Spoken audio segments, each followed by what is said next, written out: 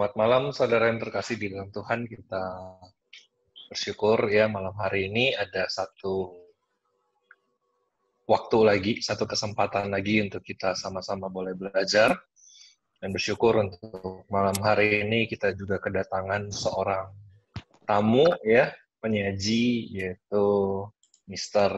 Simon Sunata ya. Saya mau tulis di situ contoh, beliau bilang Mister atau Bapak saja ya. Jadi ya kita bersyukur untuk ini dan tema kita hari ini adalah perjuangan bangsa-bangsa untuk terlepas dari dosa. Jadi saudara sekalian yang nanti akan mendengarkan ya boleh mulai memikirkan hal-hal apa saja yang mungkin saudara pengen tahu mengenai tema, ataupun mungkin ketika nanti mendengarkan juga apa yang saudara pengen perdalam lagi, pengen mengerti lebih banyak lagi, ya, supaya kita juga semakin luas lagi wawasan kita, terutama di dalam rangkaian pembicaraan kita mengenai dosa ya. Dari sepanjang sebulan ini kita berbicara tentang dosa ya, apa itu dosa, juga ya pengaruh dan akibat dari dosa, dan hari ini apa upaya dari bangsa-bangsa ya, untuk bisa terlepas dari dosa. Masuk lebih kembali mute ya untuk Zoom-nya supaya tidak terlalu banyak suara yang masuk. Jadi nanti ketika masuk di dalam sesi pertanyaan, saudara di situ boleh menyalakan kembali atau boleh unmute. Untuk sementara di waktu awal ini, mari kita sama-sama mute untuk audio kita, ya. Dan nanti ketika pertanyaan, saudara juga boleh mengajukan secara langsung. Dengan cara saudara boleh sebut dulu namanya gitu kan, atau tulis namanya dulu di chat supaya kami bisa masukkan ke dalam urutan. Dan kalau tidak mau menanyakan secara langsung, saudara juga boleh menuliskan di dalam chat ya, di dalam chat. Kalau saudara bingung dari mana masuk ke chat, di sebelah kanan bawah itu ada titik 3, kemudian ketika saudara sentuh layar di bagian titik 3 itu, di situ ada chat gitu ya, saudara nanti boleh buka di situ kalau saudara bingung di mana untuk buka chat. Oke. Saya rasa itu aja untuk di awal ini. Mari sebelum kita mendengar pemaparan ya, kita sama-sama sekali lagi memohon Tuhan memimpin ya, untuk kita boleh mengenal apa maksud dan isi hati Tuhan ya. Mari kita berdoa. Ya Tuhan, kami bersyukur malam hari ini ada kesempatan kami boleh kembali berkumpul secara online melalui media Zoom. Kami bersyukur Tuhan untuk kesempatan yang indah ini, dan terutama juga ada kesempatan satu tema untuk kami bahas, satu tema untuk kami perdalam lagi, dan seorang hamba Tuhan yang Tuhan berikan satu hati untuk melayani orang-orang, terutama orang Tionghoa, dan punya pengalaman-pengalaman juga di dalam menginjili orang Tionghoa. Bahkan beliau sendiri juga punya pengalaman tentang bagaimana tradisi Tionghoa. Bersyukur untuk kesediaan beliau boleh bergabung bersama dengan kami malam hari ini. Karena itu Engkau Tuhan urapi beliau, pakai beliau supaya materi yang akan disampaikan dan juga sesi tanya jawab nantinya juga boleh menjadi satu kesempatan kami sendiri juga boleh bertumbuh di dalam Tuhan. Biarlah kiranya Tuhan juga boleh pakai materi ini, media ini, untuk menjadi alat Injil semakin diperkenalkan kepada orang-orang yang belum mengenal Tuhan, dan orang-orang yang belum mengenal Tuhan juga boleh merespons terhadap Injil ini. Kami serahkan waktu ke depan ini ke dalam tangan-Mu Tuhan. Kami berdoa, bersyukur dalam nama Tuhan kami Yesus Kristus. Amin. Ya, seperti tadi saya katakan ya, kita hari ini kedatangan seorang tamu, yaitu penginjil ya, Simon Sunata, yang sudah bersama-sama dengan kita dan akan membagikan materi pada malam hari ini ya.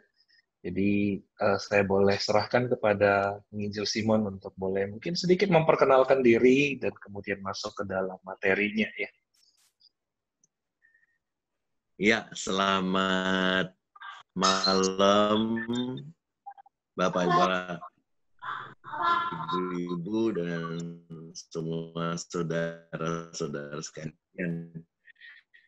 Ya, seperti apa yang diketahui tadi, waktu saya ditanya, Bapak, kenapa? Karena ya saya senang sekali jikalau berada di antara komunitas baik antara orang-orang yang belum kenal Tuhan atau belum jadi pengikut Yesus Kristus, itu menjadi bagian bersama dengan mereka. Ya, seperti yang diketahui, jabatan saya di dalam pentabisan gereja, ya itu adalah cuantau atau evangelis. Saya usia 42 tahun dan memiliki 1 istri dan 2 anak.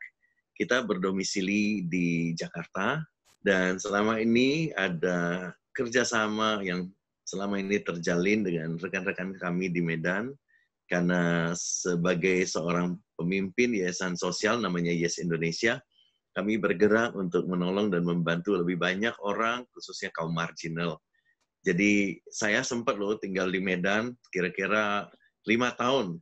Ya, dan semua memori saya tentang Medan itu ya tentu ada baik, ada buruknya. Dan saya sekali lagi bersyukur bisa berjumpa dengan sahabat-sahabat saya yang ada di kota Medan dan sekitarnya hari ini. Mungkin itu saja perkenalan singkat saya. Terima kasih. Selamat Eka. Ya.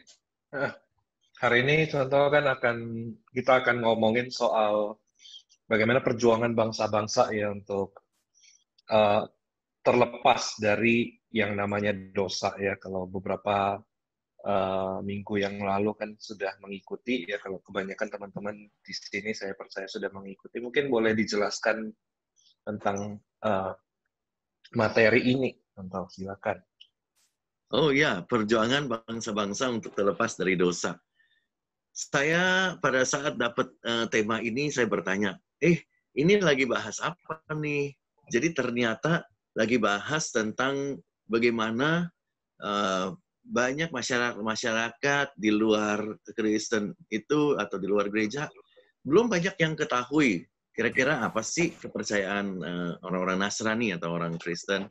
Jadi ketika mengetahui bahwa ada Zoom meeting di mana ada banyak sahabat-sahabat yang saya cintai, yang saya kasihi, itu bisa mendengarkan banyak cerita-cerita, ya tentu ini menarik buat saya. Secara khusus, saya dapat tema perjuangan bangsa-bangsa untuk terlepas dari dosa. Jadi yang saya ketahui minggu-minggu sebelum ini dan juga minggu-minggu yang akan datang, itu banyak topik-topik yang menarik. Nah, khususnya hari ini kalau saya dikasih kesempatan untuk membahas yang namanya dosa, saya bersyukur karena saya itu sering ke bangsa-bangsa. Jadi saya sekaligus juga meneliti tentang semua budaya-budaya.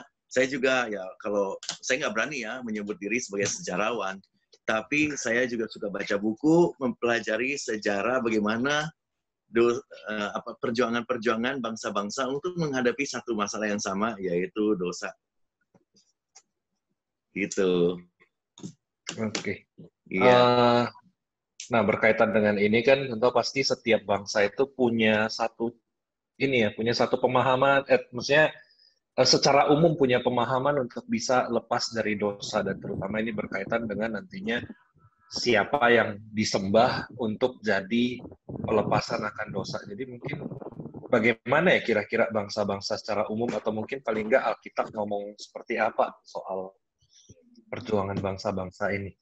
Nah, ini yang menarik nih. Karena pada saat saya, seperti tadi yang saya katakan ya, bahwa pada saat saya baca buku, saya meneliti, saya menyadari bahwa ternyata sejak kala bangsa-bangsa itu, kenapa? Karena lepas dari dia itu Kristen atau bukan, dia sendiri sadar sebagai manusia memiliki hati nurani. Pada saat dia berbuat sesuatu yang salah, hati nurani itu pasti nggak nyaman. Dia dituduh, dia ada rasa bersalah, dia malu, dia ingin menutupi kejahatan atau kebohongan atau sebuah yang salah yang dia pernah perbuat. Jadi saya melihat bahwa ini ada persamaan, atau saya sebut di sini benang merahnya nih. Jadi dari situlah saya mulai coba meneliti. Karena ada satu ayat di Alkitab, atau mungkin lebih tepatnya ada 2 ayat di Alkitab, di situ jelas dikatakan tentang bangsa-bangsa dan dosa secara khusus. Hari ini yang kita mau bahas itu adalah soal berhala. Nah, mungkin soal berhala itu apa? Saya coba buka Kamus Bahasa Indonesia. Kita boleh share screen ya sekarang ya? Bisa ya?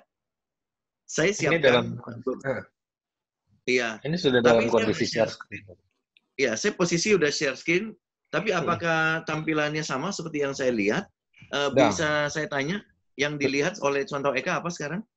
Iya, yang depan itu yang perjuangan bangsa-bangsa, halaman depannya. Nah, di laptop saya sudah berubah. Laptop saya sudah berubah. Coba saya share lagi ya. Oke. Apakah ditulis di situ apa itu berhala? Iya.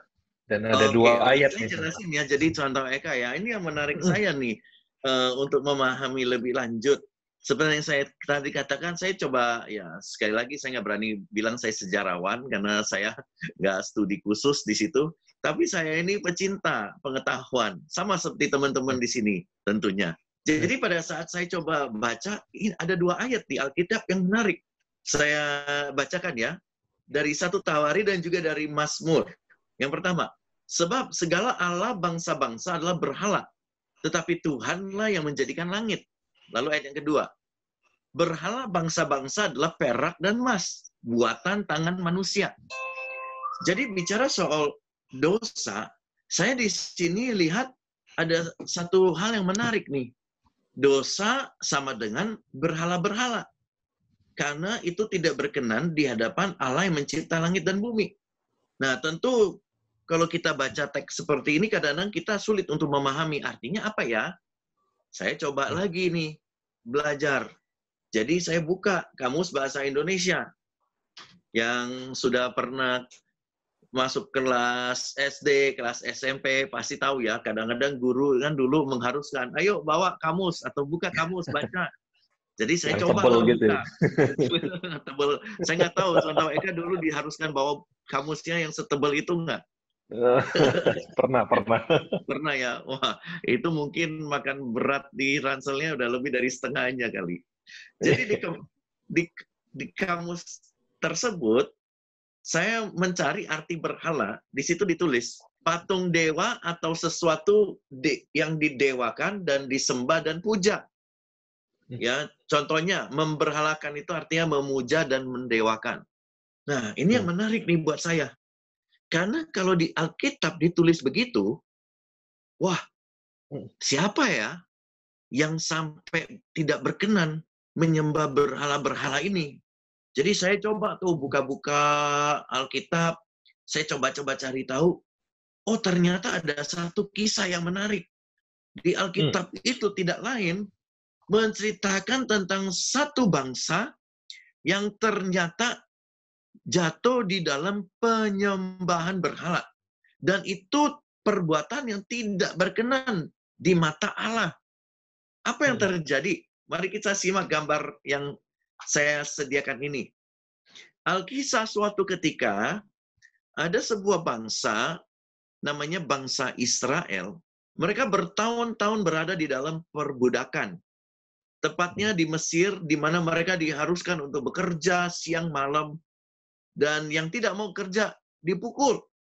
Mereka berseru-seru, ya Allah, tolong berikanlah janjimu bagi kami, supaya kami terlepas dari kesulitan ini. Ternyata, Kitab Suci mengatakan bahwa Allah mendengar seruan mereka. Dan sesegera itu, mengutus seseorang namanya Musa, melepaskan mereka. Siapa yang sangka? Contoh Eka, orang yang sudah terima pembebasan, orang yang sudah terima hidup yang baru, harusnya senang atau sedih? Harusnya Yang senang tahu? dong. Heeh. Harusnya senang dong.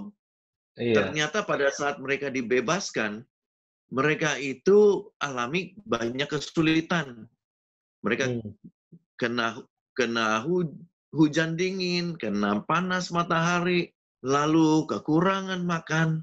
Dan pada saat itu dalam keadaan terdesak, mereka mulai menciptakan seekor lembu yang kita lihat di gambar.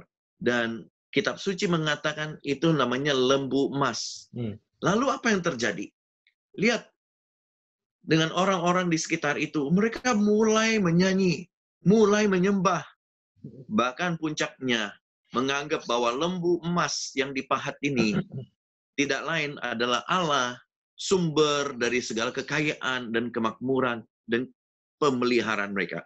Wah, kenapa bisa Hmm. begitu ya? Karena ternyata selama di Mesir, mereka lihat patung-patung berhala. Dan mereka Hmm. meyakini Oke. kalau selama ini kekuasaan Mesir begitu kaya raya, begitu makmur, itu karena patung-patung yang mereka sembah. Dan mereka juga mau seperti itu. Ini mendatangkan suatu hal yang begitu besar buat mereka. Ternyata Allah yang membebaskan mereka mengetahui itu dan Allah menghukum mereka. Kenapa? Hmm. Karena sekali lagi, Allah yang menjadikan langit dan bumi tidak mau manusia yang juga dicipta justru mengangkat binatang, mendewakan seseorang, dan memanggil dia, ya Tuhan, ya Allah. Wah, apa yang terjadi? Sesudah itu mereka dihukum, dan mereka baru mengetahui, oh, inilah kesucian Tuhan. Tidak boleh digantikan dengan objek, dengan gambar, dengan rupa, apapun. Jadi, dari cerita itu, baru saya menyadari, benar juga ya, mata saya ini mulai terbuka untuk melihat bahwa ternyata bicara soal bangsa-bangsa, jangankan Mesir, ya contohnya saya tunjuk di gambar ini yang tradisi Mesir kuno. Jadi ada perempuannya, ya Dewi, ada laki-lakinya, ada setengah binatang, setengah laki-laki, ada setengah binatang, ya, setengah perempuan. Jadi dari situ saya mulai lihat, oh, ternyata tidak luput dari masalah yang sama. Bukan saja bangsa Israel, tapi ternyata bangsa-bangsa lain juga sama memiliki kecenderungan untuk mempunyai suatu objek penyembahan. Seperti yang kita lihat di gambar ini. Wah, contoh Eka, waktu saya coba teliti lagi ya, menarik loh. Ternyata dewa dan dewi ini masing-masing itu punya kuasa. Dan kuasa itu khas, ya spesial. Jadi, siapa dewa-dewi yang kamu sembah, sebenarnya menggambarkan atau merepresentasikan apa sih yang kau cita-citakan? Apa sih yang kau damba-dambakan? Misalnya, saya kasih contoh ya, contoh Eka. Misalnya kalau dia itu seorang prajurit perang, maka yang dia sembah-sembah adalah dewa yang kuat, yang penuh kuasa, yang bisa menang perang, dan itulah yang didewakan. Kalau seorang perempuan, coba saya kasih tebakan. Kira-kira nih contoh Eka, kalau seorang perempuan dia dambakan supaya wajahnya cantik dan awet muda, kira-kira dewi seperti apa yang dia ingin sembah sujud ya?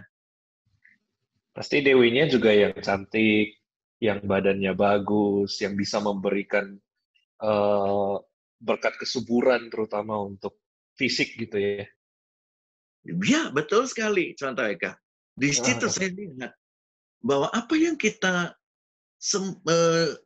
kita menyembah justru adalah representasi dari apa yang ada di hati kita yang tidak dilihat oleh orang. Ayo coba, kalau ada orang bilang, coba lihat hati saya. Tentu nggak kelihatan. Emangnya mau dibelek? Pisau. Tapi dari sembah-sembah, itu baru ketahuan. Saya kasih contoh lain deh. Coba kita lihat ya. Contoh lain itu, ini di dalam bangsa-bangsa Yunani kuno, tentu cikal bakal dari peradaban Barat, itu semua mulai dari yang namanya Helenisme atau kebudayaan Yunani kuno. Jadi ini beberapa dewa-dewi yang terdapat di dalam sejarah Yunani kuno. Mungkin kita semua juga bisa tahu tentang mitos-mitos dan cerita-cerita fabel yang juga banyak muncul di zaman tersebut. Jadi kita nggak bisa ya satu persatu meneliti, karena hari ini temanya bukan soal penelitian budaya dan dewa-dewi Yunani kuno. Tapi dari gambar-gambar ini, kita bisa lihat ada yang pintar berperang, ada yang cantik, ada yang main harpa yang bagus. Saya jadi ingat, waktu saya pulang dari Yunani, saya belajar bahwa dulu ada satu dewa yang disembah-sembah namanya Dionysius. Ayo, ada nggak teman-teman yang pernah punya sahabat namanya Dionysius? Ya, katanya banyak orang Katolik namanya Dionysius ya. Sebenarnya Dionysius itu ada di Alkitab loh, di dalam Kisah Rasul pasal yang ke-17. Dionysius itu ternyata dewa kemabukan. Jadi sebelum Anggur, mereka ya? pesta pora, kenapa Santa? Anggur ya, minum wine. Anggur. Dewa anggur dan kemabukan dan bersenang-senang ria. Wah, jadi bayangin ya, sebelum mulai pesta nih malam hari, udah mulai ada persembahan kepada dewa ini. Kenapa? Karena dipercaya akan membuat anggur yang diminum lebih nikmat. Dan sukacitanya itu berlipat-lipat kali ganda. Jadi dari situ kita tahu, oh yang sembah ke Dewa Dionysius tentu suka minum-minum dan suka apa? Contoh, Mabok-mabokan.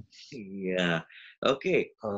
Jadi kalau ini kan dari tadi kita ngelihat yang dari dari Mesir, terus dari Yunani. Kemudian kalau yang dekat dengan konteks kita, contoh misalnya dari kita yang Tionghoa gitu, ada nggak yang seperti ini? Nah, pertanyaan yang bagus. Contoh, saya itu juga siap-siap di materi ini beberapa tulisan-tulisan nih, ya, yang saya ambil dari Mbak Google. Jadi ternyata detik dewa dan dewi yang disembah oleh orang-orang Tionghoa. Karena saya nih suku Tionghoa. Dan juga teman-teman pemirsa atau pendengar hari ini mungkin juga ada yang dari suku Tionghoa. Ya, saya coba sharing ya yang dekat dengan latar belakang saya. Ternyata di tulisan ini ada fox goddess. Wah, Husen. Husen itu apa? Ternyata dewa yang itu binatang apa? Serigala ya. Nah, serigala.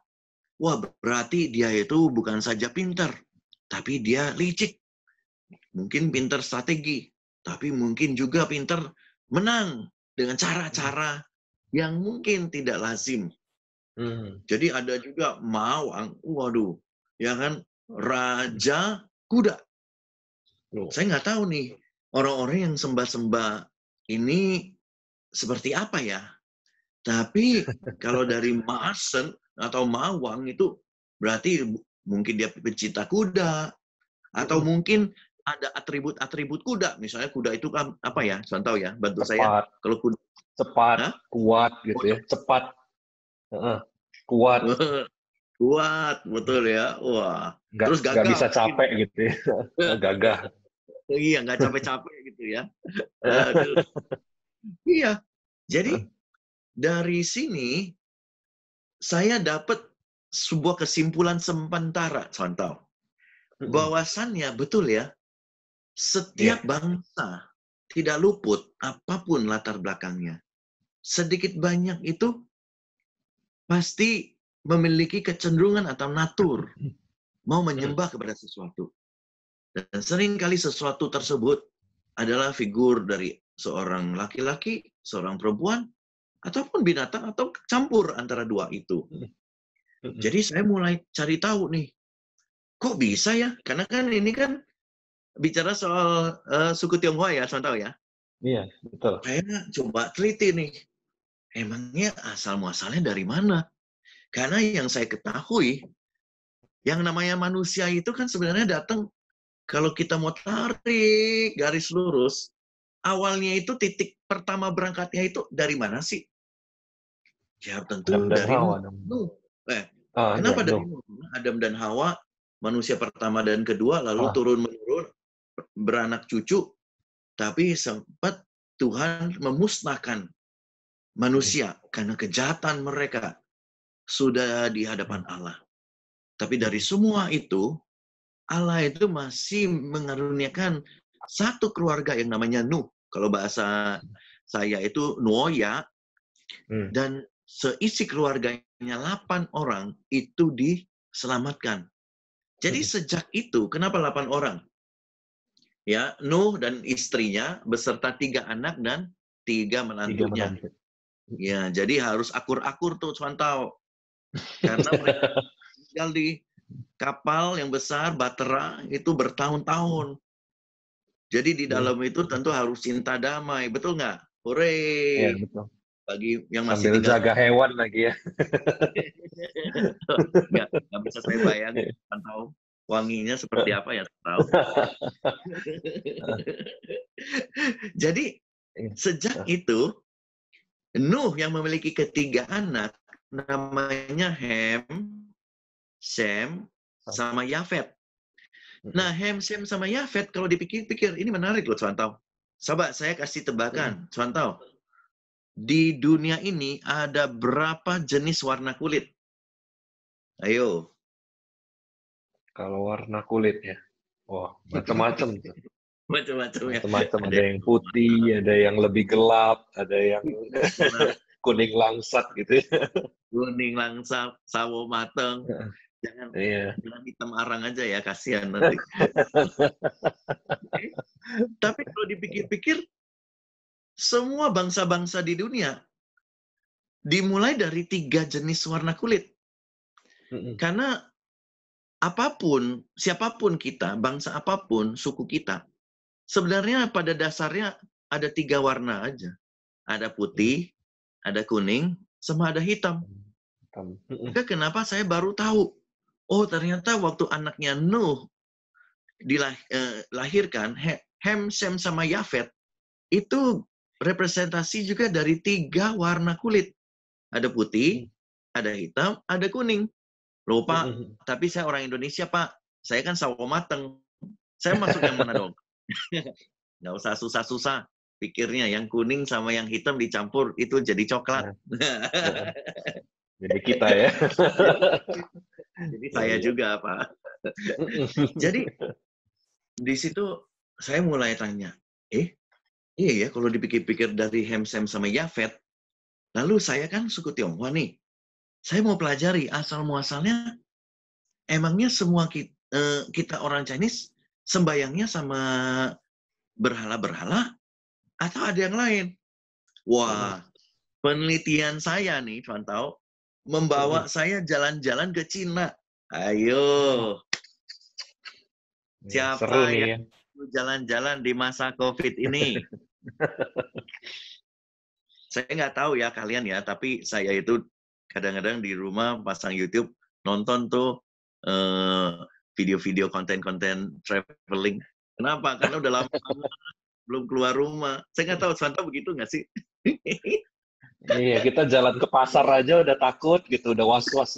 Apalagi mau keluar negeri ya. Ya itu dia, Santa. Tapi nggak apa-apa, hari ini saya hibur kamu ya. Hari ini saya siapin gambar-gambar kita jalan-jalan ke Beijing, ibu kota Cina. Seru. Belum pernah nih saya sempat. Bawa ke sana ya, Santa. Saya kasih gambar-gambar dulu boleh ya. Iya. Oke, hari ini mari rombongan tour ikut saya, kita jalan-jalan ke Temple of Heaven. Dalam bahasa Mandarin disebut Tian Tan atau diterjemahkan sebagai kuil surga. Kuil langit. Jadi ini berada di Beijing, dan kalau kita lihat arsitekturnya itu adalah sebuah simbol yang menghubungkan antara bumi dan langit. Maka kenapa kalau lihat dari gambarnya, ya tidak ada bangunan yang lebih tinggi di belakangnya, betul ya? Dia kalau kita lihat posisi ini, itu persis sebagai pemisah antara bumi dan juga langit yang biru. Dari warna Kenapa? juga kelihatan ya gitu. Oh, betul. Nah, Kenapa biru dan demikian? Iya, karena terpisah banget ya warnanya ya. Bagus banget. iya. Alasan kenapa kota terlarang atau yang terkenal kan Tiananmen Square, tapi di Forbidden City. Kalau kita lihat arsitektur bangunan dan juga ukurannya, ternyata Cuan tahu, ini Temple of Heaven ini jauh lebih besar daripada rumahnya raja. Ayo lo, Wow, kok bisa sih? Raja kan menarik. bisa membuat apapun yang dia mau. Kenapa kok dia buatnya lebih kecil? Karena dia menghormati. Ya, ditulis di sini. Kaisar tidak berani membuat tempat tinggal yang lebih besar daripada kuil langit. Karena kuil langit itu tempat pertemuan antara manusia dengan Allah yang Sang mencipta langit pencipta. dan bumi. Jadi saya coba berjalan, saya lihat, ada website yang menarik nih. Bagi sahabat-sahabat saya yang mungkin juga ingin jalan-jalan ke tempat ini, nggak usah takut. Saya udah kasih Cuantau Eka sebelumnya beberapa link-link jalan-jalan, tapi saya nggak endorse ya. Ini bukan terus. Ini adalah website dari Cina, tapi bisa baca-baca untuk mengetahui lebih lanjut tentang latar belakang Temple of Heaven ini. Saya juga sempat kasih linknya ya, Cuantau ya. Ada. Itu di Ada bawah video. juga ada tulisan YouTube ya. Ya, iya betul lewat YouTube. Jadi teman-teman Bisa. sahabat-sahabat saya juga bisa masuk dan lihat di dalam. Nah, kenapa saya mau ajak jalan-jalan? Ayo, mari kita simak apa yang ada di dalam Temple of Heaven ini. Ternyata pada saat itu raja setiap tahun itu harus datang di dalam sebuah acara sakral, yaitu acara yang besar dan penting sekali. Kenapa? Karena dalam 1 tahun sekali raja harus hadap tulisan ini. Loh, Pak, kok tulisan Pak? Bukannya figur atau bentuk gambar atau mungkin ada patung? Patung. Ternyata di dalam itu contoh ada tulisan. Bacanya begini, Huang Tian Shangti. Ayo, coba teman-teman walaupun di-mute suaranya ya. Kita sama-sama ya. Hari ini juga gratis kelas bahasa Mandarin. Jamin puas. Ayo, sama-sama ya.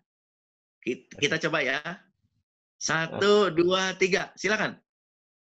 Huang Tian Shangti. Yang tahu bisa baca, Tuan tahu. Yang nggak tahu bingung. Sama-sama ya. Sama-sama. Ayo, Tuan tahu ikut ya. 1, 2, 3. Iya. Huang Tian Shang Ti. Hebat. Tepuk tangan yang meriah. Huang Tian Shang Ti itu artinya kepada kaisar yang menciptakan langit, ya kaisar, dan di atas segala-galanya, itu artinya. Waduh, hebat kali ya. Ternyata raja yang adalah orang nomor 1 di peradaban suku Tionghoa waktu itu. Tidak ada yang dapat melawan dia. Tapi setiap tahun sekali dia harus datang menghampiri altar ini dan memberikan persembahan. Loh, persembahan apa ya? Ayo, mungkin ada satu kawan yang siapin video yang bisa kita tayangkan. Kita boleh ya, contoh saya izin tayangin video, boleh ya? Boleh. Oke. Mungkin perlu di stop share dulu. Ya. Oh, udah bisa ya.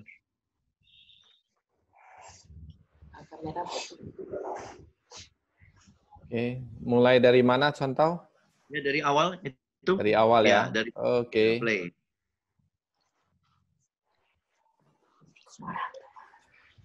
Jadi, saya minta maaf sebelumnya.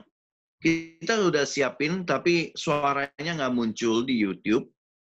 Namun saya bisa kasih penjelasan-penjelasan seiring dengan video yang kita tonton. Kita sedang nonton arsitektur daripada Temple of Heaven, dan ini adalah pagoda di mana setiap tahun raja itu harus datang berjalan membawa sesuatu. Jadi durasi video ini sekitar 25 menit. Kita nggak akan nonton seluruhnya. Tapi saya mau ajak para pemirsa dan sahabat saya malam ini untuk melihat suasana pada saat itu. Oh, Huang Sang Laila. Itu adalah seruan dari rombongan yang menyongsong kedatangan raja dalam acara tahunan ini. Mari kita sekarang simak menit yang ke-16. Jadi ada tarian, ada musik. Dan kita lihat ke menit ke-16. Lihat ya, raja berlutut di situ ya. Dia harus berlutut di hadapan Allah yang mencipta langit itu. Nah, ya nggak apa-apa, boleh di-play di situ. Jadi yang boleh naik dan masuk ke dalam kuil itu hanya raja.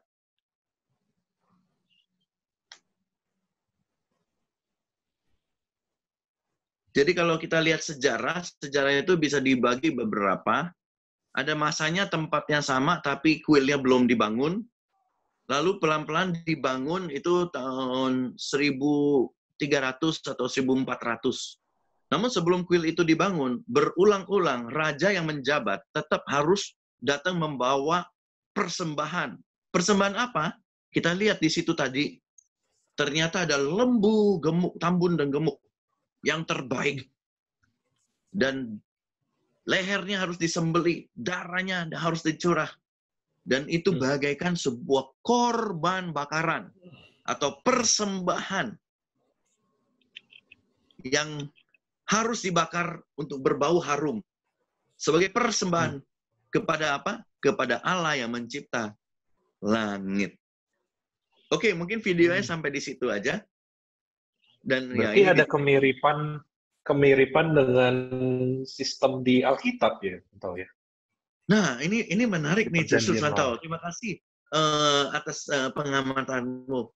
Jadi waktu kita baca di dalam kitab suci, khususnya di Perjanjian Lama, kita tahu bahwa untuk datang berjumpa sama Allah, tidak ada yang bisa rekonsiliasi kita dengan Allah yang kudus, yang suci, kecuali satu, mempersembahkan sebuah korban.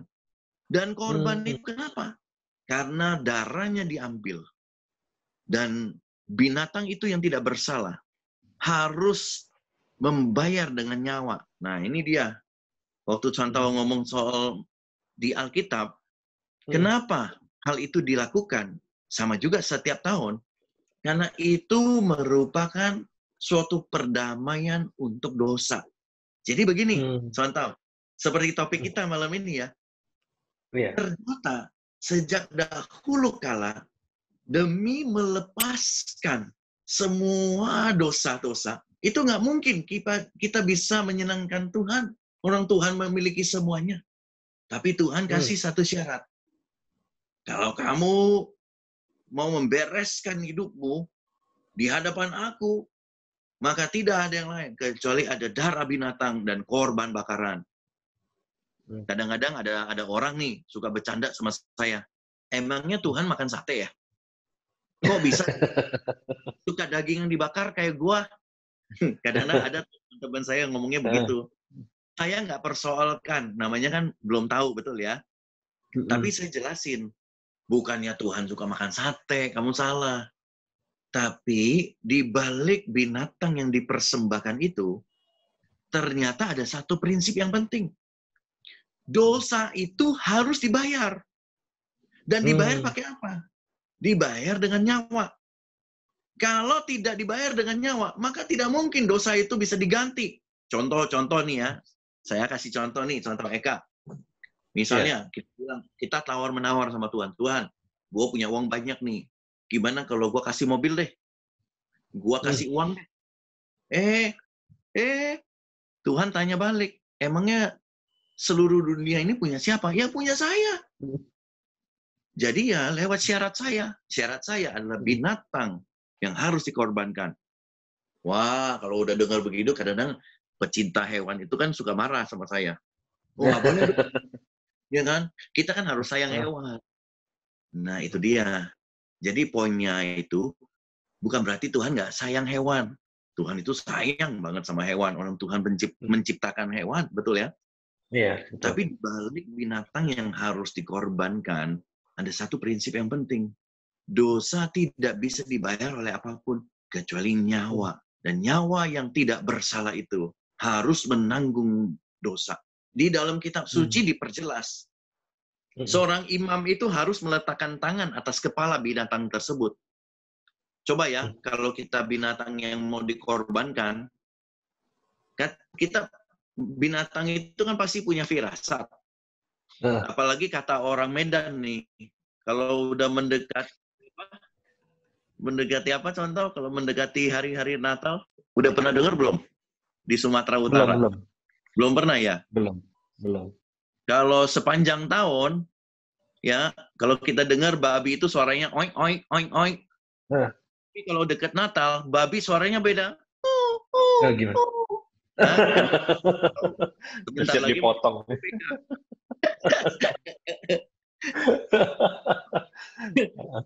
Pasti binatang itu udah tahu nih, dia udah ada firasat. Waktu tangannya diletakkan di atas kepala, lalu mungkin kaki, ya kan, keempat kakinya itu diikat.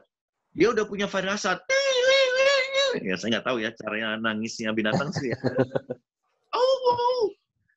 Dan pada saat itu kita sebagai manusia tentu iba. Binatang nggak tahu apa-apa. Lalu akhirnya seorang imam besar itu harus membelah lehernya, darah tercurah. Itu nggak enak banget lihatnya. Bahkan Alkisah di dalam buku-buku sejarah, darah itu sampai muncrat ke muka, ke baju, sampai ke badannya para imam. Loh, kok gruesome banget ya? Gruesome itu kayak nonton film horor ya, kok darah semua ya? Kejam ya. Ya, gruesome, geli lah gitu kan. Sadis Banget ya. Ternyata Allah yang mencipta langit mau memberikan satu pesan yang penting. Satu, dosa itu harus dibayar dengan nyawa. Yang kedua, nyawa itu harus nyawa yang tidak bersalah. Yang ketiga, mati yang mengenaskan supaya umat manusia menyadari betapa jijiknya dosa. Jadi dari situ, saya baru tahu, yuanlai ruzi, bangsa-bangsa ternyata sudah mengenal 3 hal ini. Soal dosa, soal tidak mungkin manusia bisa selesaikan, dan harus ada korban. Termasuk juga yang tadi saya tampilkan, yaitu bagaimana raja itu justru yang mengetahuinya dan melaksanakan sebagai suatu sakramen penting dalam sejarah. Jadi kita bisa lihat ya. Kita kembali yuk jalan-jalan ya, Santau. Iya. Oke. Nah, apakah terus-menerus ini pengorbanan terhadap hewan ini dilakukan di dalam tradisi Tionghoa, atau kok sekarang sepertinya berbeda ya? Gitu. Nah, itu pertanyaan yang bagus tuh. Membantu saya untuk bagaimana menjawab, saya kasih beberapa tulisan ini. Ternyata dari dulu, sejarah Tiongkok kuno, itu memang sudah sembah kepada Tuhan pencipta langit. Atau disebut Tao, atau firman. Karena ada 2, ya kita sebut sage, atau kita sebut orang bijaksana, bahkan dikultuskan sebagai pendiri daripada moral bangsa Cina, ya itu adalah Lao Tzu sama Kongzi. Mereka itu dulu ada bayangan terhadap sebuah persembahan ini kepada Allah yang mencipta langit itu. Tapi ternyata makin lama, manusia itu justru meninggalkan. Apalagi dengan mengetahui bahwa kerajaan Cina Tiongkok kuno itu sudah tidak ada lagi persembahan korban bakaran, mulai yang namanya natur manusia itu mulai sedikit demi sedikit sama seperti bangsa Israel. Saya nggak katakan bahwa semua orang Kristen itu luput dari masalah ini, karena justru bangsa Israel, bangsa yang dikatakan orang-orang pilihan Tuhan, ternyata terjebak. Dari situ saya baru sadar bahwa natur dan sifat manusia yang menyebabkan dirinya membuat suatu gambar, suatu dewa-dewi yang ingin dia sembah-sembah. Sekali lagi, perubahan di dalam sejarah Tiongkok kuno itu bukan datang 1 hari 2 hari, bukan datang seminggu 2 minggu, tapi lambat laun natur keberdosaan manusia membawa dia untuk mau menciptakan Allah menurut gambar dan rupa yang dia inginkan.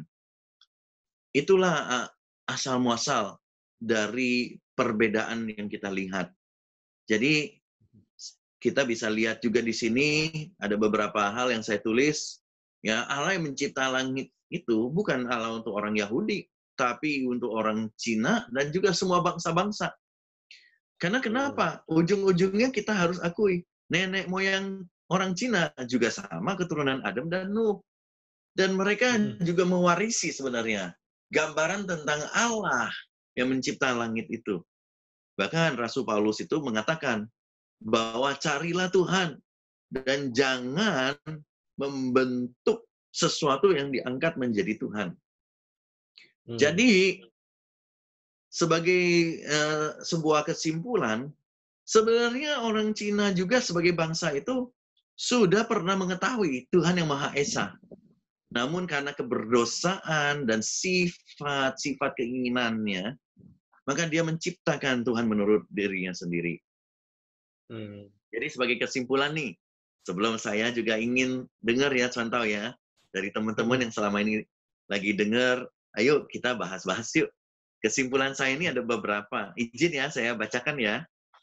Bicara soal perjuangan bangsa-bangsa untuk terlepas dari dosa, sebagai kesimpulan yang pertama, ternyata manusia itu memiliki natur dan hasrat untuk menyembah kepada suatu kuasa spiritual yang lebih tinggi dari dia. Ya dong, dia kan maunya lihat ke atas, bukan ke bawah. Dan seringkali apa yang kita sembah adalah refleksi dari sebuah kebutuhan atau keinginan daging kita. Misalnya di dalam mitos Yunani kuno, itu ada dewa yang licik, pintar berbohong. Jadi itu juga disembah-sembah. Kenapa? Karena waktu itu di zaman tersebut, para pengusaha itu atau yang berdagang merasa kalau dia sembah itu, dia akan dapat kecerdasan. Ya sebenarnya saya nggak bilang ini cerdas ya. Kok bohongin orang lain cerdas betul? Atau mungkin menjurus ke lihai ya. Lihai itu jadi mau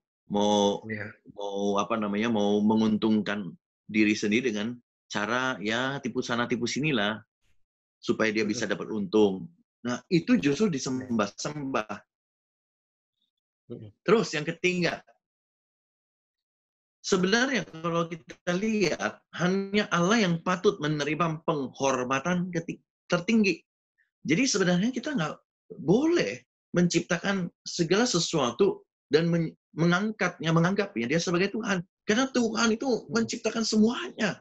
Dan dalam sejarah Tiongkok kuno, kita jumpai bahwa justru ya sang kaisar yang memerintah rakyat itu justru memimpin rakyatnya agar rakyat itu semua mengabdi kepada Allah yang mencipta langit itu. Ya tentu sakramen ini sudah tidak ada lagi ya. Jadi mungkin juga ini terkesan hilang dari sejarah. Tapi nggak ada salahnya bagi teman-teman juga kita yang sudah dari latar belakang Tionghoa, kita patut mempelajari ini lebih dalam. Seperti apa yang ditanya oleh Contoh Eka tadi. Iya ya, kenapa ada penyimpangan ya, ada perubahan ya terhadap itu. Ya jadi sekali lagi kesimpulan saya yang terakhir adalah ya minggu-minggu sebelum ini kita sudah belajar tentang dosa. bagaimana orang Tionghoa saat itu berusaha menyelesaikan dosa? Ya lewat pengorbanan yang telah dipimpin oleh raja dengan mempersembahkan binatang di Tiantan. Jadi ya, puji syukur, sekali lagi terima kasih atas kesempatan untuk membahas satu topik yang tentu cukup dalam, perjuangan bangsa-bangsa untuk terlepas dari dosa. Minta maaf sebelumnya Bapak Ibu pemirsa, jikalau dalam waktu yang diberikan mungkin ini masih belum menyentuh hal-hal yang lebih dalam. Tapi sebagai garis besar, semoga ini juga cukup untuk kita berpikir lebih tentang, ya, kenapa natur manusia demikian? Dan kenapa kita suka menyembah kepada sosok-sosok di luar Tuhan yang benar? Jadi ya, semoga sharing saya ini bermanfaat untuk kita bisa dialog dalam faith dialog ini. Saya lagi terima kasih Santau Eka atas waktu yang diberikan. Iya, terima kasih untuk Santau Simon ya. Buat teman-teman sekalian ya, saudara-saudara boleh menuliskan atau memberikan pertanyaan terkait dengan tema ini ya, perjuangan bangsa-bangsa dan juga untuk materi yang tadi sudah dibagikan. Mohon maaf kalau nantinya seandainya ketika saya menilai dan menimbang pertanyaan saudara itu harus di-skip karena tidak berhubungan, jadi saya terlebih dahulu minta maaf ya. Nah, mungkin sambil menunggu teman-teman menuliskan pertanyaan ya, Contoh ya. Ini kan dari tadi kita juga ada bilang, Contoh juga ada sampaikan bahwa kecenderungan manusia itu ketika menyembah satu sosok itu untuk keuntungan pribadinya atau untuk menggambarkan hasratnya yang paling dalam gitu ya. Nah, Contoh punya nggak pengalaman tentang hal seperti ini gitu? Iya, ini pertanyaan menarik nih, karena saya sudah mengalami. Saya itu dulu bukan Kristen. Pada mulanya saya dilahirkan dalam keluarga yang menganut tradisi dan budaya leluhur. Lalu hari-hari juga saya melaksanakan segala kewajiban yang diajarkan kepada saya. Dan waktu itu saya merasa ya saya jadi orang yang sudah cukup baik lah. Ya, tidak merampok, tidak membunuh, tidak menipu orang. Buat saya ya, saya termasuklah orang yang baik. Itu menurut saya. Tapi berjalan dengan waktu, saat saya merintis sebuah usaha, saya itu pikir, gimana caranya ya, supaya saya jadi orang yang bisa cepat berhasil dan kaya raya. Ya, saya pikir, waktu itu kalau ditanya, kamu motivasi hidup itu apa? Seperti banyak anak muda pada umum ya, Contoh Eka, saya kalau ditanya gitu ya, tentu kan muda kaya raya, muda foya-foya, tua kaya raya, mati masuk surga.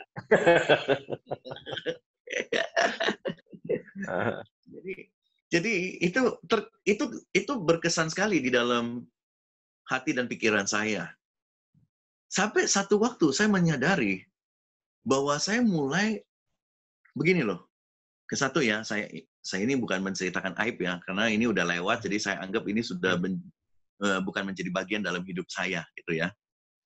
Yang kesatu, saya mulai cari orang-orang pintar dengan harapan bisa menang nomor. Wah, tahu nomor ya? Togel.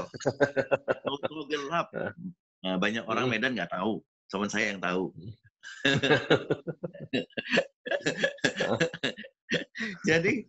Jadi saya tuh suka pasang nomor. Dan katanya nih, kalau mau pasang nomor harus cari orang pintar, harus beli ayam, harus mandi kembang. Semua saya tekunin. Bahkan sampai menyembah kepada patung-patung. Karena buat saya, siapapun itu yang bisa mendatangkan, ya kalau waktu itu saya sebutnya hoki. Nah itu yang saya sembah. Bahkan nyawa ini, roh saya pun saya rela jual. Yang penting saya bisa dapat apa yang saya mau. Jadi proses itu memang pelan dan waktunya cukup panjang, tapi pasti. Saya mulai tuh yang namanya sembahyang, yang namanya harus kasih sesajen. Pokoknya pikiran saya itu sudah dibutakan. Demi apa? Demi mendapatkan apa yang saya mau. Saya nggak pernah tahu bahwa Allah yang mencipta langit dan bumi ini tidak suka ciptaannya, yaitu manusia yang dicipta begitu mulia, menganggap binatang-binatang dan orang adalah Tuhannya dia.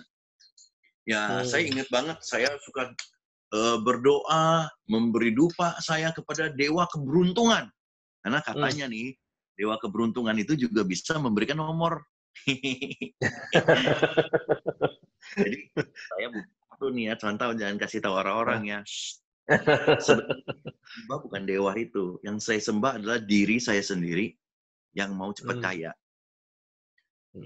Menjadi kaya, itulah dewa saya. Dan siapapun yang dapat menawarkan itu kepada saya, maka saya anggap dia Tuhan. Dan Tuhan nggak suka itu.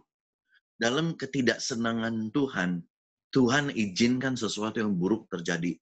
Mulai bisnis saya gagal, mulai saya kalah judi, mulai teman saya berhutang nggak bayar, mulai saya alami begitu banyak musibah. Dan pada saat itu saya bertanya, di manakah Tuhan yang seharusnya menolong saya? Di manakah dewa dan dewi yang selama ini saya memberi sesajen? Di manakah timbal balik kepada semua perbuatan-perbuatan saya lakukan untuk dewa dan dewi saya? Jadi waktu itu, saya itu sempat stres, nggak bisa tidur. Wah, kok bisa ya? Kok bisa ya? Jadi, ada orang kasih saya Alkitab. Waktu itu sih saya marah banget. Saya bilang, saya bukan Kristen, ngapain lu kasih Alkitab ke saya? Udah. Ya kan? Saya merasa kesel banget gitu. Tapi Bapak itu, sampai hari ini menjadi mentor saya, dia bilang gini, "Hei anak muda, siapa tahu satu hari Alkitab ini bisa menolongmu."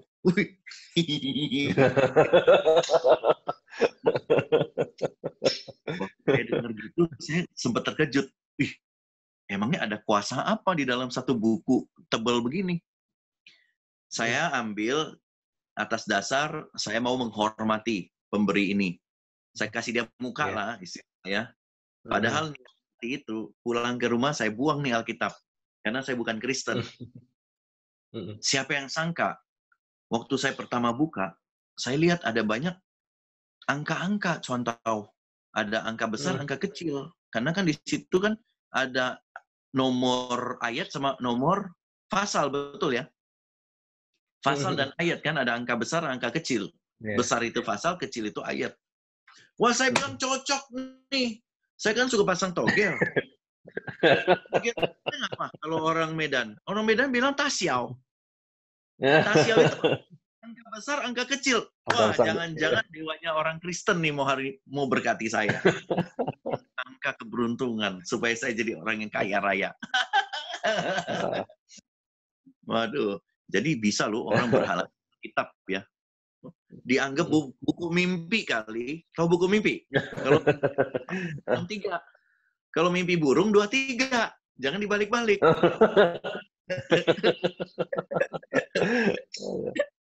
Siapa yang sangka, contoh, 2 tahun kemudian, dalam keterpurukan saya buka Alkitab itu, dan mulai ada air mata yang menetes. Karena ada satu ayat yang menyentuh hati saya. Dan waktu saya baca, saya menyadari, saya telah memberhalakan banyak hal dalam hidup. Saya sembahyang ini, sembahyang itu. Pada prinsipnya, saya mau mencari kesenangan daging saya. Saya mau memuaskan kekosongan hati saya. Dengan menganggap semua ini Tuhan saya yang bisa menolong saya. Saat saya baca Alkitab, di mana ada Tuhan yang mencipta langit, dan mengasihi saya, bahkan sebelum dunia ini dijadikan, waduh, saya tersentuh. Dan malam itu juga saya terima Tuhan, Yesus Kristus, sebagai Tuhan yang mencipta langit, bumi, alam semesta, yang juga menciptakan saya. Saya orang berdosa, mohon Tuhan pimpin hidup saya. Jadi ya setelah itu, jadi saya baru tahu bahwa Allah yang benar itu tidak berkenan. Dirinya itu dipalsukan. Coba, kalau kamu mampu beli tas Hermes yang harganya seratusan juta, dikasih orang barang palsu, dihadiahkan barangnya KW. Tahu KW ya? KW itu Betty, serupa tapi tak sama, beda tipis gitu. Pasti kamu marah. Lo anggap gua apa? Masa kasih barang palsu? Saya pakai ini yang asli. Nah, kita aja soal barang palsu, barang asli aja bisa membedakan. Betul ya? Masa iya Tuhan yang asli mau disamakan dengan Tuhan yang palsu? Jadi dari situlah mulai ya saya berjalan dalam jalan yang benar. Mungkin itu sharing saya yang singkat. Contoh Ya, Kak. terima kasih, Anto Simon. Ya, ini sudah ada beberapa pertanyaan. Mungkin yang pertama dulu ya, ini ada satu tanggapan ya dari penginjil Rosina Rosiani. Eh, Tadi ketika membahas tentang persembahan kaisar itu ya, ya seperti tadi juga saya katakan bahwa ada kemiripan dengan ibadah yang dilakukan di dalam Perjanjian Lama, tapi sudah terdapat beberapa penyimpangan yang fatal, misalnya dilakukan di zaman Intertestamen. Ya, apakah mungkin Contoh mau menanggapi sedikit tentang ini? Saya rasa cukup jelas tadi bagaimana kita bisa lihat bahwa sakramen yang dilaksanakan oleh raja sebagai kewajiban, dia adalah seorang mediator atau pembawa damai antara Allah dan manusia yang dipimpin. Dan dia mempersembahkan korban bakaran. Saya rasa ini sangat jelas adalah refleksi atau bayang-bayangan terhadap apa yang memang diharuskan Tuhan lewat Adam, Hawa, dan juga turunannya sampai ke Nuh dan seterusnya. Jadi kita patut memberikan pemikiran yang lebih terhadap apakah memang ini adalah satu kebenaran yang akan diungkapkan untuk sejarah manusia sampai hari ini. Itu. Oke. Nah, Ya. yang selanjutnya nih, ada yang bertanya, ya gitu ya, bahwa kalau seandainya ada yang berargumen gitu ya, ketika dia mungkin latar belakangnya dari tradisi Tionghoa gitu, dia berkata, oh saya ini bukan menyembah patung loh, bukan menyembah berhala loh, tapi menyembah Tuhan yang direpresentasikan di balik dari simbol tersebut. Nah, bagaimana Contoh Simon bisa memandang atau melihat ini di dalam bayangan materi kita tadi ini? Iya, jadi saya tambahkan pertanyaan tadi juga dengan salah satu tanggapan atau pertanyaan sahabat yang lain ya. Karena kayaknya tulisannya ada kalau nggak salah saya baca juga tadi sepintas ada bagaimana juga dengan orang yang mengatakan kamu ada salib juga di gereja. Salib itu juga objek penyembahan, jangan-jangan itu diberhalakan, betul ya? Iya, jadi saya coba gabungkan dua pertanyaan ini ya. Yang pertama saya harus katakan betul bahwa salib juga kadang-kadang diberhalakan. Contohnya di mana? Contohnya sama film Hollywood. Wah, yang pernah atau suka nonton film horor tahun 80-an, tahun 90-an, itu pasti tahu. Mau setannya seram apa, ya, mau nanti iblisnya sebesar apa, tiba-tiba pastornya keluarin salib, wah lari semua. Saya mau kasih tahu ya. Sebenarnya itu memberhalakan salib itu. Betul ya? Di dalam kekristenan yang saya percaya, salib itu tidak ada kuasanya di dalam dirinya sendiri. Dua potongan kayu yang ditempel bersama dilambangkan sebagai salib itu jangan diberhalakan. Karena saya sebagai seorang misionaris juga pernah masuk ke pelosok-pelosok dan saya tinggal di Mentawai, ya, Kepulauan Nias, Mentawai. Dan waktu itu saya sempat tinggal 1,5 bulan di antara warga-warga yang mengidentifikasikan sebagai orang-orang Nasrani atau Kristen. Ternyata waktu saya meneliti kebudayaan dan juga kelompok komunitas ini, saya temukan banyak hal yang menarik. Ada sabuk merah, ya, ikatan di pinggang, di mana ada satu salib kecil. Lalu ada orang-orang simpen Alkitab yang kecil. Pernah lihat nggak Alkitab yang harus dibaca pakai kaca pembesar itu? Pakai loop. Ya. Nah, ternyata itu juga disimpan. Waktu saya tanya, ini kenapa kamu simpan? Oh, ini kuasa. Kuasa apa? Karena kalau nanti ada orang-orang mau kirim hal-hal yang jahat, ini penangkalnya justru. Oh, kok bisa? Ya karena udah didoakan sama pastor saya. Wah, saya mau kasih tahu ya, dalam konteks yang kita bahas hari ini, itu pun sebenarnya berhala. Lalu bagaimana kita menjawab pandangan bahwa ada orang-orang yang juga dari agama lain juga menyembah kepada simbol-simbol atau patung-patung, tapi ingat, itu kan hanya objek penyembahan, tapi bukan tujuan penyembahan. Itu hanya memberikan kesan atau bayangan ya terhadap apa yang dia sembah. Dia sembah bukan patung itu, dia sembah sebenarnya Tuhan. Teman, patung itu membantu ya. Saya jadi ingat satu kisah cerita ya. Satu cerita yang diceritakan kepada saya dan itu dialami oleh seseorang. Jadi ini kesaksian hidup yang gitu. Dia bilang gini, karena dia itu mantan suhu, saudara. Tahu mantan suhu ya? Mantan suhu yang kalau sekarang mau ke mall, mau ke restoran, itu ditembakkan kepada kita. Tunggu ya, cek suhu dulu.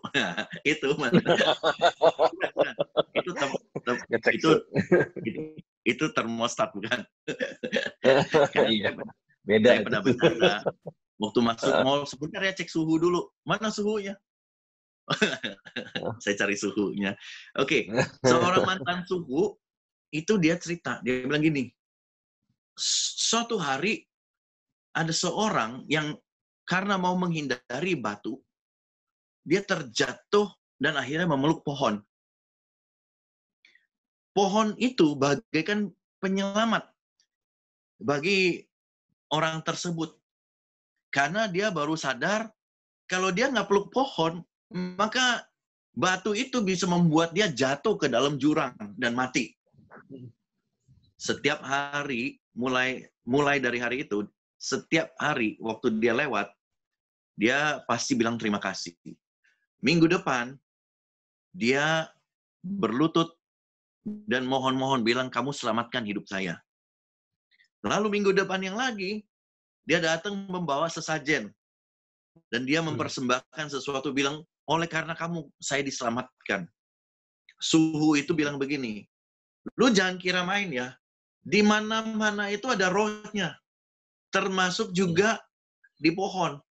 Pohon itu sebenarnya tadinya nggak ada roh. Tapi karena kamu sembah-sembah, maka roh itu datang dan tinggal di situ. Karena ingat, ini kata mantan suhu ya. Siapa yang suka disembah? Iblis. Kenapa? Karena iblis itu kenapa bisa jadi iblis? Sejarahnya itu dulu dia malaikat yang dilempar ke bawah oleh karena keinginannya untuk mengambil tempatnya Allah. Dia mau ambil pujian penyembahan yang tertinggi untuk dirinya sendiri. Jadi ternyata iblis itu suka sembah dan disujud. Maka nggak heran kitab suci mengatakan begini, sembahlah aku. Iblis berkata kepada Tuhan Yesus, maka semua ini kuberikan kepadamu. Karena memang gila disembah. Jadi kalau kita bilang, oh ini hanya objek penyembahan, saya nggak bayangin itu, yang saya bayangin Tuhan. Tunggu dulu. Semakin hari, semakin kita sembahyang di situ, sebenarnya akan ada yang tinggal di situ. Dan tidak lain, ini yang tidak diinginkan Tuhan. Karena Tuhan mau menerima semua sembah sujud kita sebagai manusia yang dicipta. Maka tidak ada yang lain yang patut menerimanya, kecuali Tuhan sendiri. Ya, mungkin itu sharing saya. Semoga bisa menjawab pertanyaan-pertanyaan yang diberi oleh pemirsa yang kukasihi. Terima kasih. Ya, beberapa minggu yang lalu kita juga sempat bahas terutama tentang penyembahan sih ya, contoh. Jadi di situ kita ada ngomong bahwa setiap penyembahan yang tidak ditujukan kepada Tuhan yang benar itu sebenarnya di situ iblis sedang mencuri kesempatan untuk mencuri penyembahan kita. Jadi mungkin ini bisa berkaitan dengan itu juga ya.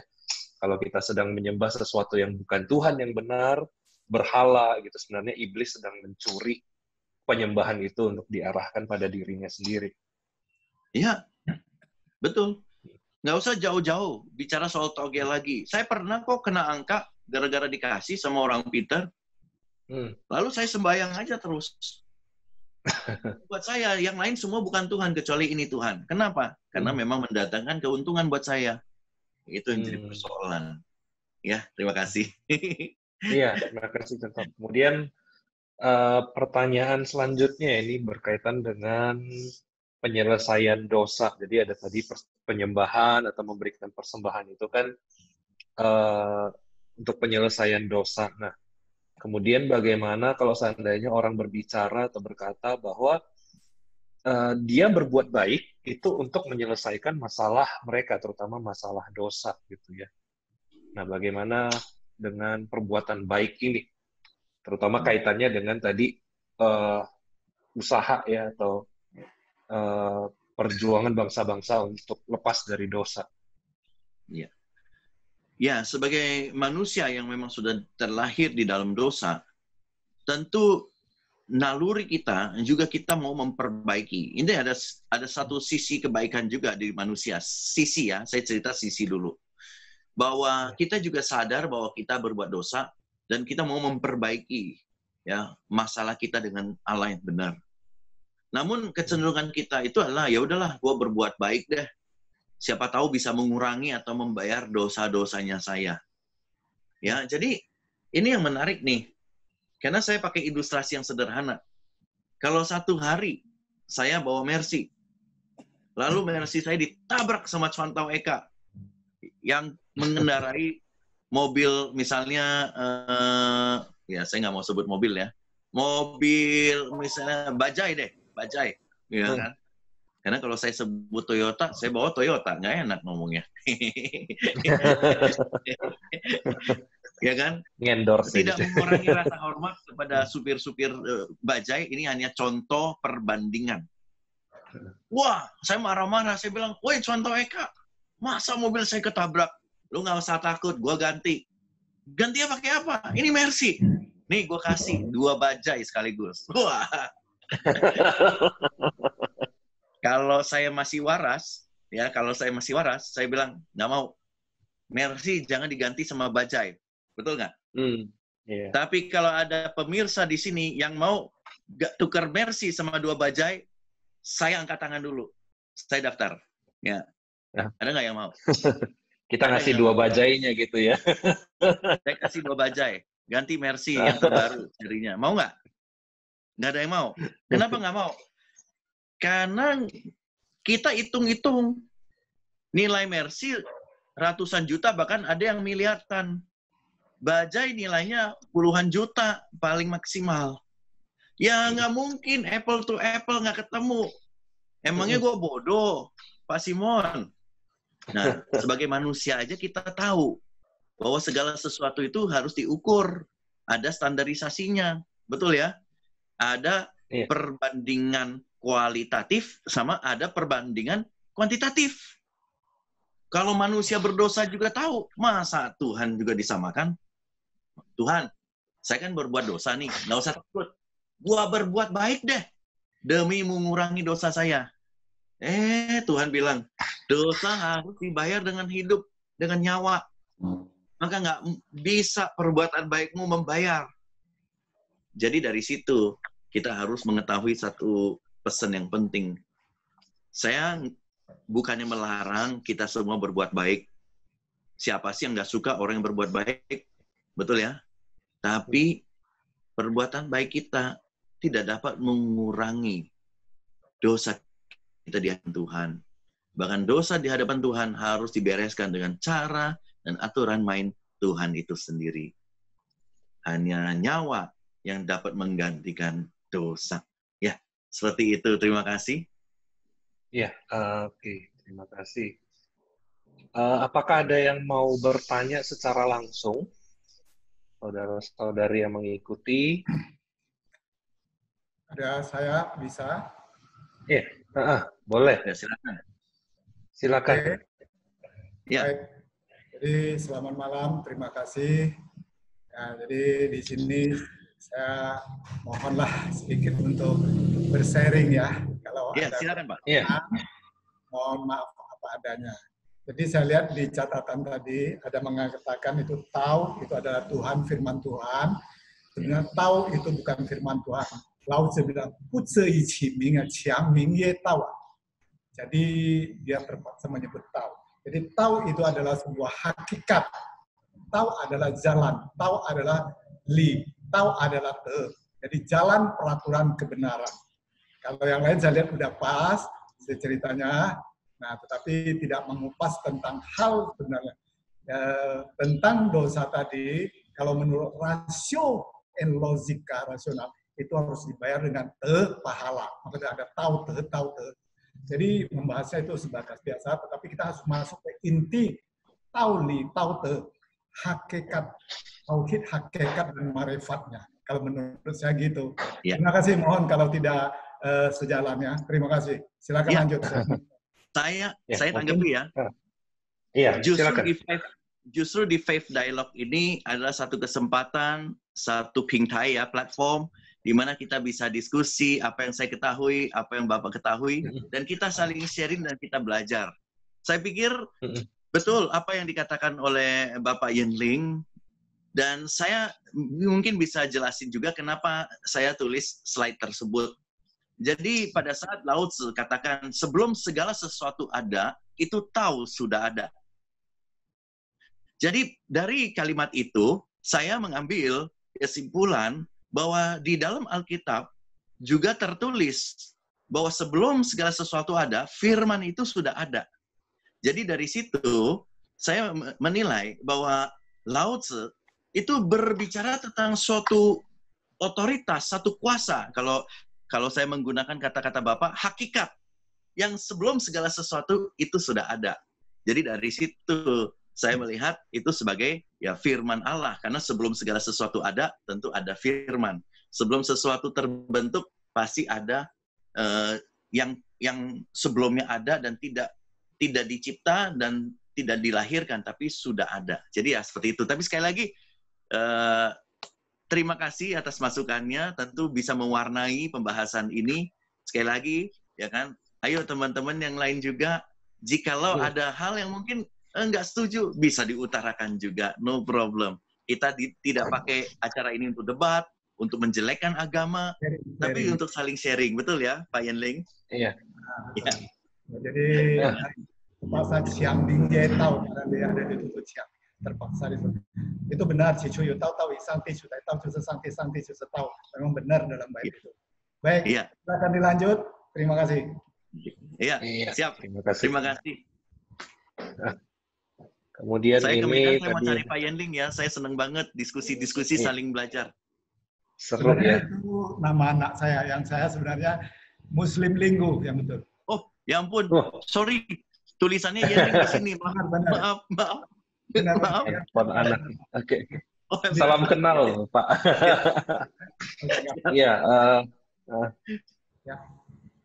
Iya, ini satu juga ada pertanyaan. Tadi kan kita ada membahas tentang Taoisme, bagaimana kalau dari sudut pandang Buddhism. Dari sudut pandang apa? Buddhism. Kenapa? Mungkin tentang ini ya.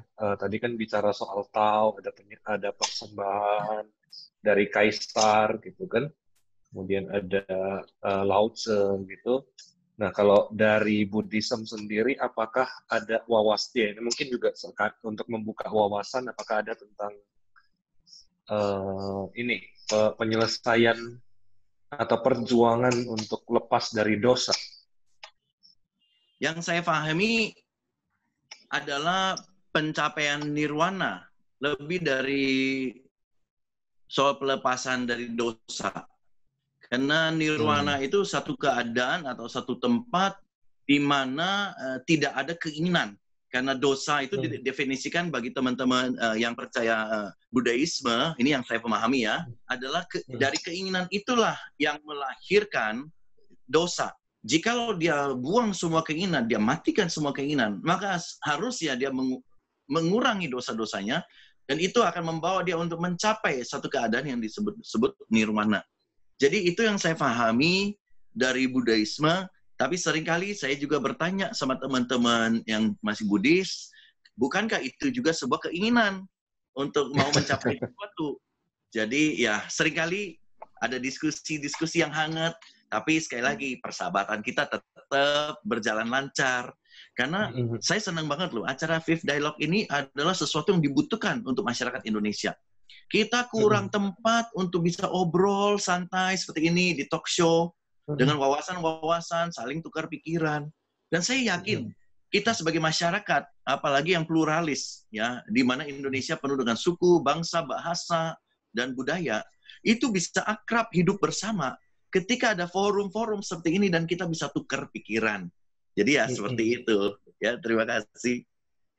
Iya, terutama karena salah satu dari semangat di dalam Faith Dialog ini adalah untuk meminimalisir terjadinya konflik karena perbedaan pandangan ya gitu. Jadi ini yang selalu tiap minggu juga disampaikan gitu kan, bahwa kalau seandainya kita sendiri beragama Kristen, sedangkan ada anggota keluarga yang beragama lain, jadi untuk bisa saling memahami, jadi anggota keluarga boleh paham terutama ya tentang kekristenan, dan kita juga bisa mungkin lebih paham lagi pandangan-pandangan di luar Kristen, dan nantinya tentu saja membawa kepada satu pemahaman yang lebih luas, dan pastinya akan kembali lagi kepada setiap orang itu harus mengambil sebuah keputusan yang nantinya juga perlu untuk dipertanggungjawabkan gitu ya, benar ya Chandra ya?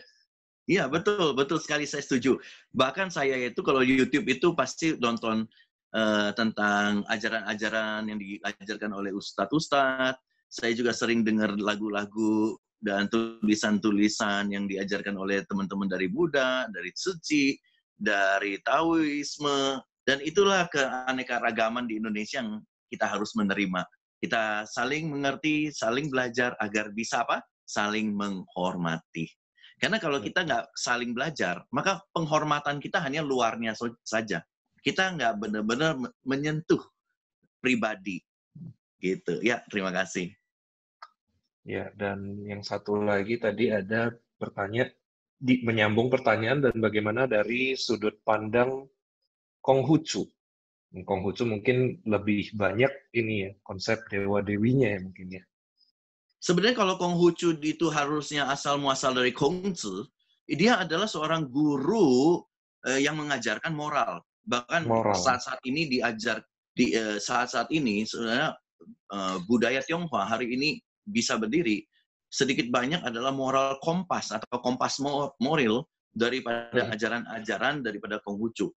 Namun berjalan dengan waktu kalau kita belajar, ternyata Konghucu, ajaran-ajaran Konghucu bukan lagi yang dikembangkan adalah nilai-nilai moral atau tulisan-tulisannya, tapi juga sudah disisipkan banyak tradisi-tradisi leluhur-leluhur dan sembahyang-sembahyang kepada roh-roh yang sebenarnya kalau kita lihat awal mulanya itu nggak pernah diajarkan sedemikian rupa. Jadi ya saya nggak berani berkata bahwa ini menyimpang karena itu bukan wilayah saya. Tapi ada perbedaan seiring dengan waktu oleh Konghucu dan apa yang dia dirikan dan juga apa yang saat ini terjadi. Gitu. Iya. Saya kasih contoh. Dulu kalau di zaman Konghucu, gurumu meninggal atau orang yang kamu hormati meninggal atau orang tuamu meninggal, maka anak-anaknya itu harus di samping kubur bertahun-tahun loh. Ada yang 2 tahun, ada yang 4 tahun. Bukannya meratapi, tapi merenung kembali semua ajaran-ajaran bijaksanaan dari sang guru. Ya. Sekarang, kalau kita lihat, ya kita paling tempel itu kan, kain kabung kan. Di sini kan, kain karung. Karena dulu itu dia harus kenakan kain karung 4 tahun loh.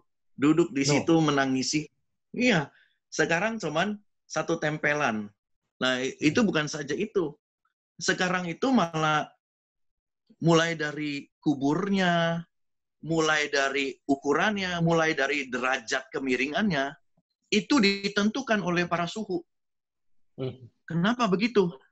Karena dipercaya kalau orang yang meninggal mewarisi berkat-berkat yang akan diterima oleh anak-anak cucu yang mengasihi dan menghormatinya. Jadi kalau dulu mereka itu bisa 4 tahun merenung, menangisi, karena mengingat kembali kebijaksanaan. Itu menjadi suatu kekayaan yang diwarisi. Sekarang itu justru kalau saya lihat, suhu ini tawarkan apa?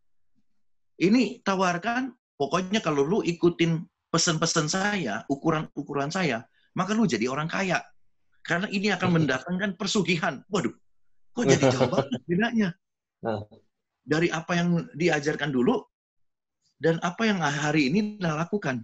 Jadi saya lihat itu, sekali lagi ya, saya nggak berani bilang ini menyimpang, karena ini bukan wilayah saya, tapi saya menyaksikan dan melihat sendiri seperti itu terjadi.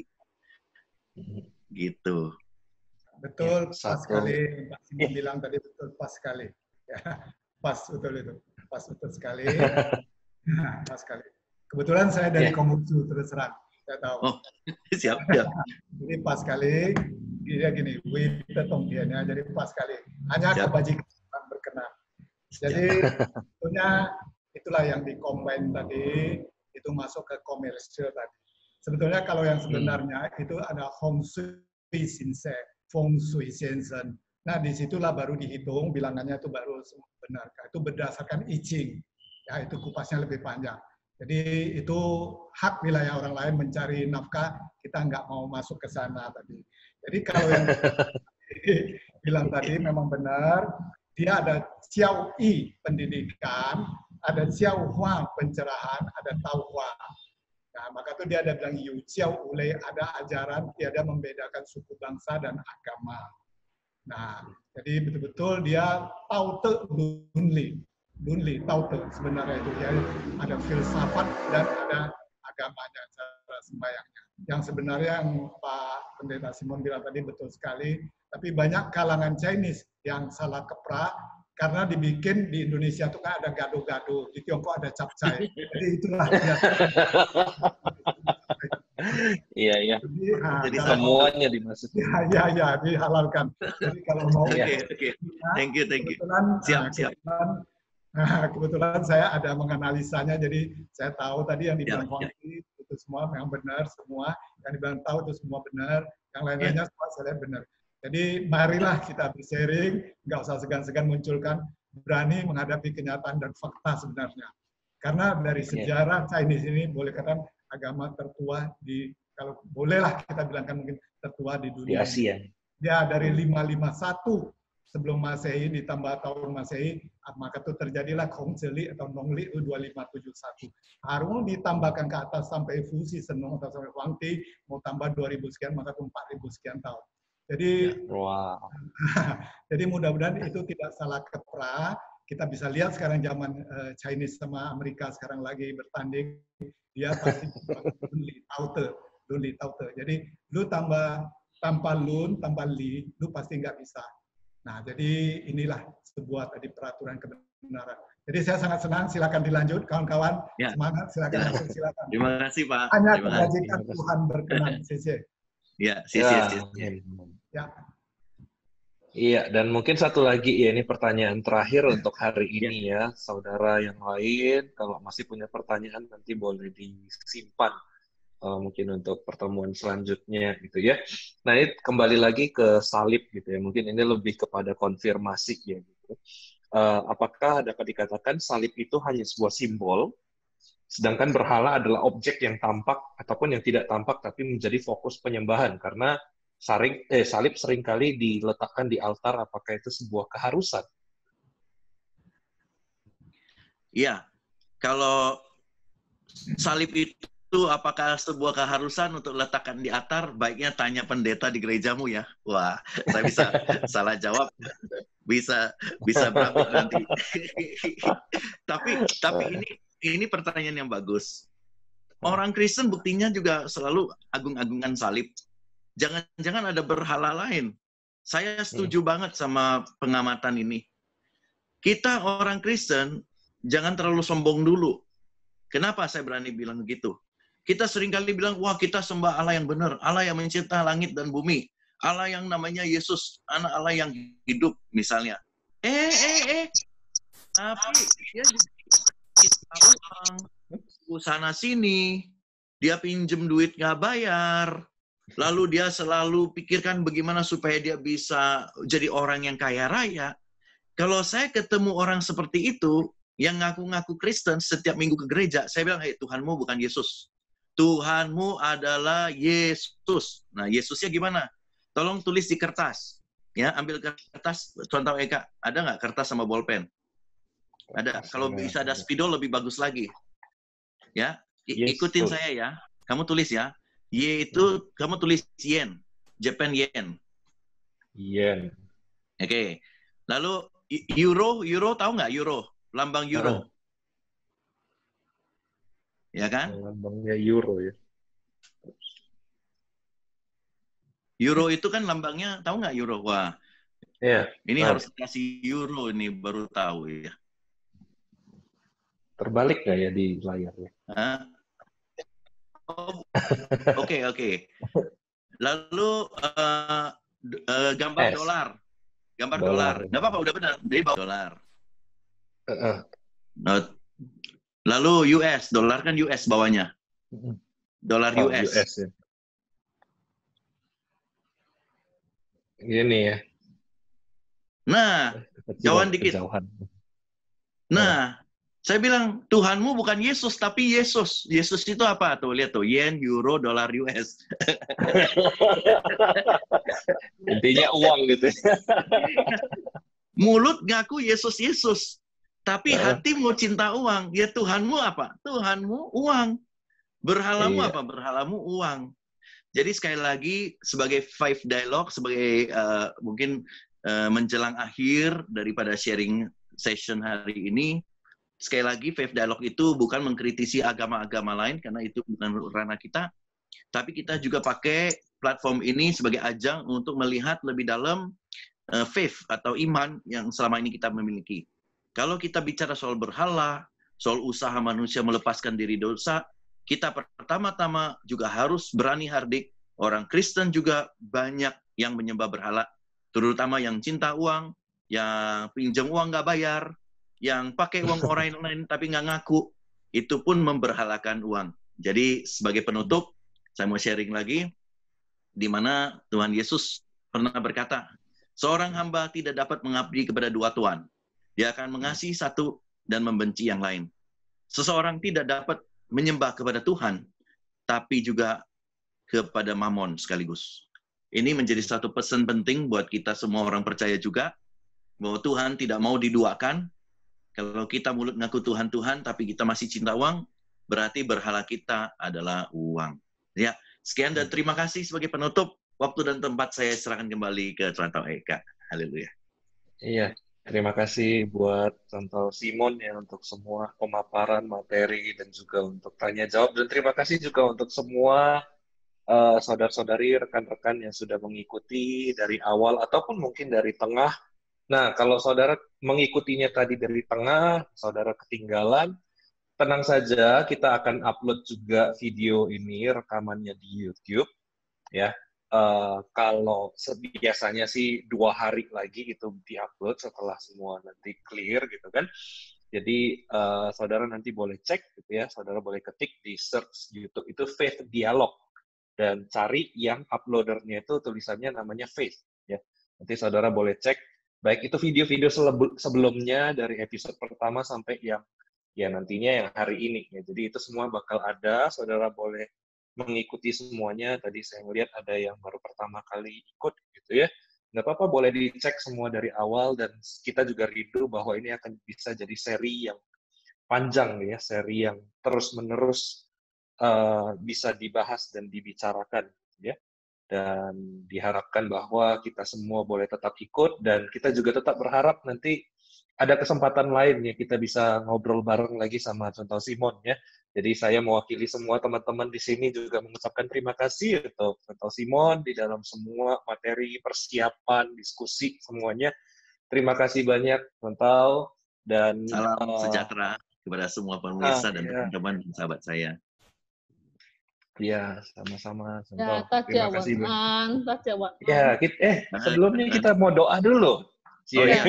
Doa dulu kita ya. belum doa tutup. Jadi saya cuma sampaikan untuk ini ke depan gitu ya. Dan minggu depan jangan lupa untuk tetap ikut di acara kita, karena minggu depan kita akan ya, kalau selama 3 minggu kita bahas soal dosa, nah minggu depan kita mulai melihat apa jalan keluar yang ditawarkan di dalam kekristenan ya. Jadi kalau misalnya saudara sudah Kristen dan saudara pengen tahu lebih dalam lagi, dan pastinya kita perlu untuk tahu lebih dalam lagi, saudara boleh ikut.